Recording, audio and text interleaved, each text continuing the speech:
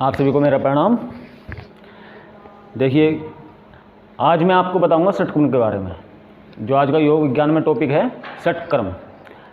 षटक्रम के बारे में मैंने पहले एक छोटी सी वीडियो बनाई थी और मैंने आपको क्लास में भी समझाया था इसके बारे में कि षटक्रम वास्तव में है क्या। देखो, षट माने 6, कर्म माने कर्म, जो हम कर्म करते हैं। तो जो 6 कर्म है योग विज्ञान में, जो हमारे जो शारीरिक रूप का अंतःकरण से शुद्धिकरण जो होता है वो षटक्रम के माध्यम से होता है। इसमें 6 कर्म में हमारे जैसे कि धोती, वस्ती, नेति, नौली, त्राटक, कपालभाति, ये 6 कर्म बताए गए हैं। इन 6 कर्मों द्वारा जो हम अपने शरीर का आंतरिक रूप से शुद्धिकरण करते हैं, पूरी तरह शुद्धिकरण, या अपने शरीर के अंदर जो विजातीय पदार्थ हैं या जो मल हैं उनको हम बाहर निकालते हैं, तो उन 6 कर्मों को करने को कहते हैं हम षटक्रम। हमारे हठ योग में, घृण संहिता में इसके बारे में बहुत विस्तार से बताया हुआ है वैसे तो।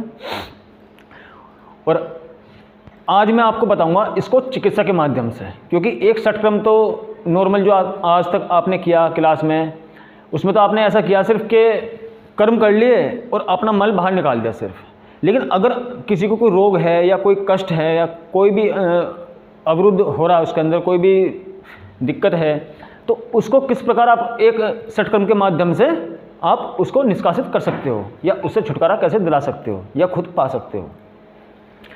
जैसे कि इसमें आपके मैंने बताए 6 कर्म जो हैं इसमें,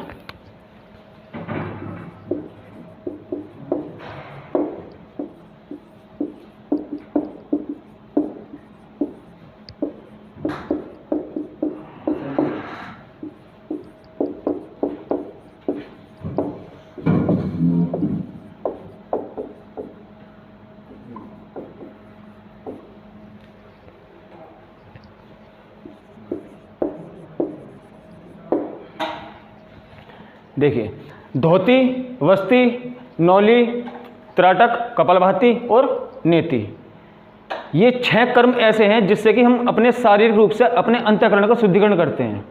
जितने भी हमारे अंदर विजातीय पदार्थ हैं, विषाक्त कण हैं या जो टॉक्सिन है, उनको हम किस प्रकार बाहर निकालते हैं, तो वे सब क्रियाएं हमारे घिरण ऋषि द्वारा इसमें बताई गई हैं कि धोती, वस्ती, नेति, नौली, त्राटक, कपालभाति।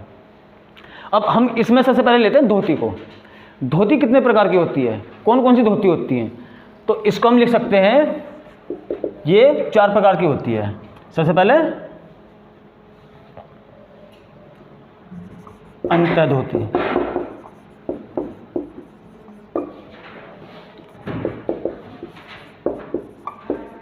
हृदय धोती,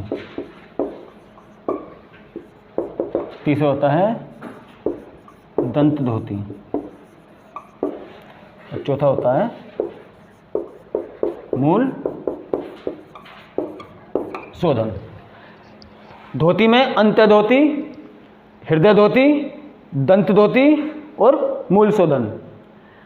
अंत्य का मतलब क्या होता है, आंतरिक, अंदर, जो हमारे अंदर मल है उसको हम किस प्रकार अपने अंदर से बाहर निकालते हैं।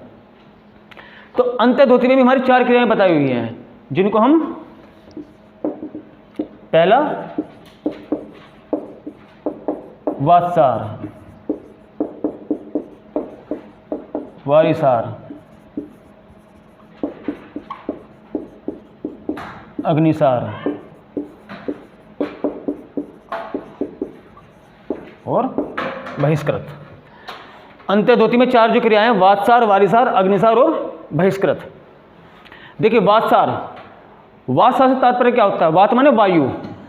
जैसे कि हमारे शरीर के अंदर जो वायु है, 5 प्रकार की जो वायु हैं, जैसे प्राण, अपान, समान, व्यान, उदान। जब हम अपनी वायु को शुद्धिकरण जो करते हैं, उसके लिए जो हम क्रिया करते हैं, उसको हम वातसार बोलते हैं। इसको मैं आपको पूरी डिटेल में समझाऊंगा।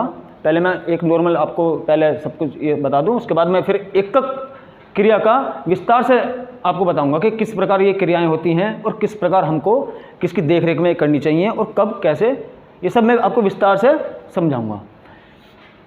जैसे वारिसार, वारी माने क्या होता है, जल।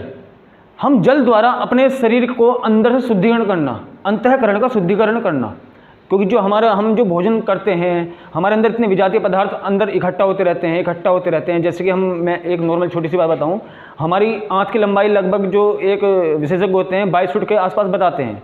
तो आप देखिए कि 22 फुट की आंत अगर एक छोटे से हिस्से में, छोटे क्षेत्र में अगर आप उसको रखोगे तो उसके अंदर कितने क्रैम्प्स बनेंगे। जैसे कि आपने देखा ना केंचुआ आपने देखा होगा कि उसके जो अंदर के जो एक ऑर्गन्स हैं, वे जो उसकी लाइनिंग आपने देखी होगी, उसके वे क्रिया करती हैं, तब जाकर वह अपनी गति पकड़ता है।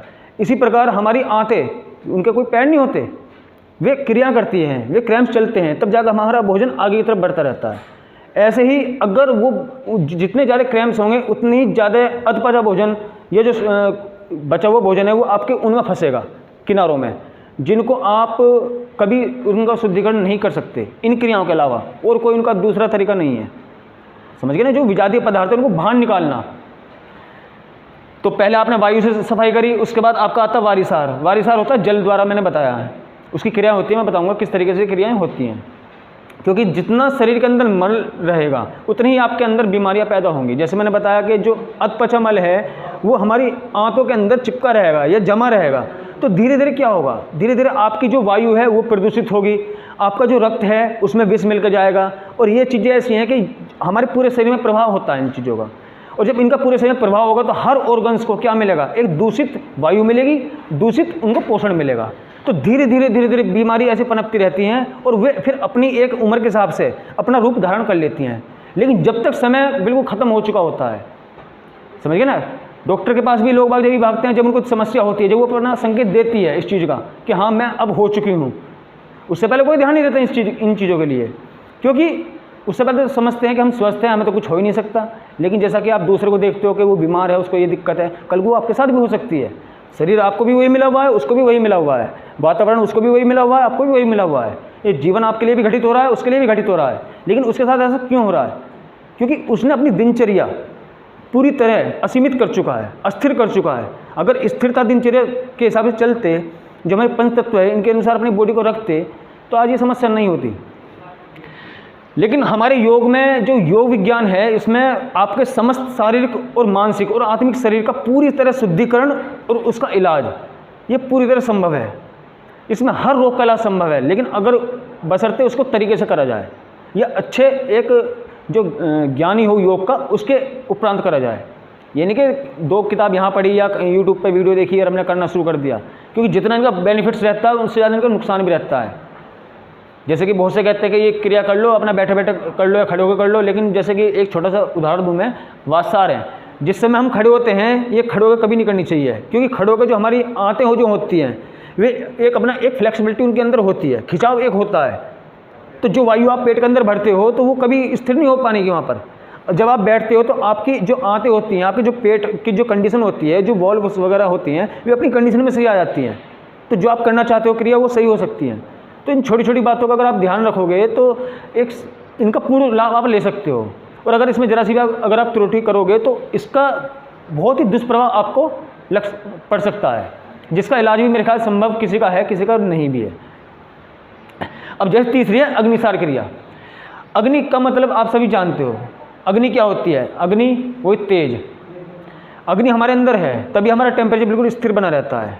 वो मैंने आपको बता ही रखा है कि एक जैसे अग्नि का क्षेत्र रहता है, एक हमारा ठंड का क्षेत्र रहता है, जो हमारी बॉडी होती है। जैसे कि हमारे जो राइट है वो चंद्र है, सूर्य है, गर्म क्षेत्र है, जो लेफ्ट है वो ठंडा क्षेत्र है। ऐसे ही हम श्वास लेते हैं, कभी राइट से कभी लेफ्ट से। इस अग्नि द्वारा, यहाँ पर अग्नि का अर्थ जो दे रखा है वो दे रखा है यहाँ पर जठराग्नि से, अपनी जो आपकी पाचन अग्नि होती है, जो वो जठराग्नि आपके प्रदीप्त होती है जब आपको भूख लगती है, तो उस अग्नि द्वारा आप अपने शरीर का जो विषैले तत्व है उनको कैसे जला सकते हो, या कैसे अपनी आंतों का, अपने जितने पाचन संस्थान के जो अंग है, जैसे आपकी अन्न नलिका है, अमाशय है, अग्नाशय है, छोटी आंत है, बड़ी आंत है, समझिए ना। तो इन सब का शुद्धिकरण आप किस प्रकार कर सकते हो अग्नि द्वारा, इसकी भी बहुत सहज क्रिया है, वो मैं आपको विस्तार से समझाऊंगा। फिर आता है आपका बहिष्कृत। बहिष्कृत का मतलब होता है, बहि माने बाहर निकालना, कृत का मतलब निकालना या फेंकना। बहिष्कृत, बहि माने बाहर, कृत माने निकालना। तो बाहर निकालना, इसमें लगभग ये तीनों क्रियाएं काम करती हैं। जब हम इन तीनों क्रियाओं में एक एक करके निपुण हो जाते हैं तो उसके बाद जब हमें इन तीनों क्रियाओं का अभ्यास हो जाता है तो उसके बाद हम बहिष्कृत करते हैं। बहिष्कृत में तीनों क्रियाएं एक साथ होती हैं, जिससे कि हमारे पूरी बॉडी का अंदर से पूर्णतः एक तरह से शुद्धिकरण हो जाता है। तो ये क्रिया होती है आपकी धोती क्रिया में। दूसरा आता है आपका हृदय धोती। हृदय धोती किसे कहते हैं? हृदय का मतलब है कि जैसे कि हमारा जो हृदय प्रदेश होता है, जहाँ हमारा हार्ट होता है, उसके जितने प्रदेश काम करते हैं, उसके आसपास जो हमारे ऑर्गन्स काम करते हैं, जैसे कि हृदय के में आपके फेफड़े आते हैं, आपकी जितनी श्वास नलिकाएं वे सब आती हैं, तो वे किस प्रकार कैसे आप उनको एक सही प्राकृतिक रूप से संचालित करते हो, या उनका शुद्धिकरण कर सकते हो, या उनको एक उनकी क्षमता बढ़ा सकते हो। तो हृदय धोती में आप, इसमें भी 4 क्रियाएं बताई हुई है, लेकिन वो मैं आपको नेक्स्ट वीडियो में बताऊंगा। ठीक, इतना आप थोड़ा इसका अभ्यास कीजिए। अच्छा, प्रणाम।